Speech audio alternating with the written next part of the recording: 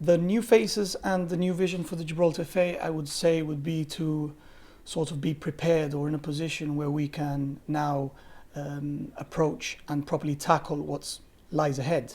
I think as I've explained before, this is a sort of natural next step for the Gibraltar FA to progress naturally.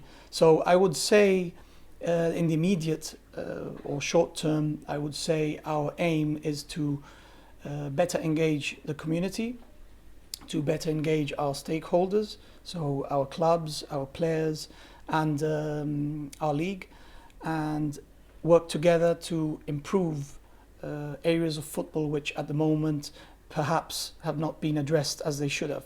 So one of the key talking points for Gibraltar football is the creation of the new stadium on the site of the old Victoria Stadium.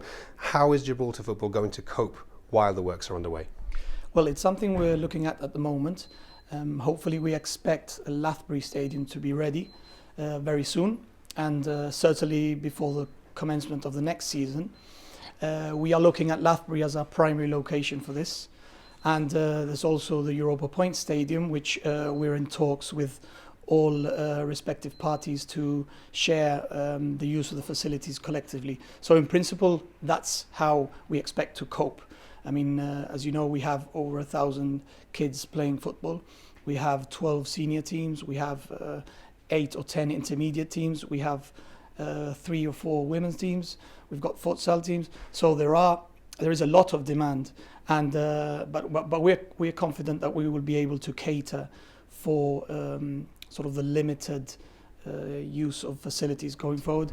Okay, and finally, new personnel and new faces. As you've mentioned there are a few issues to tackle. Do you see any changes in the near future to day-to-day operations? I would envisage changes for the better, in the sense that we now have the proper people sort of in place, directors to tackle with areas that perhaps, not that we had neglected, but that we maybe didn't have enough personnel to cater for these issues.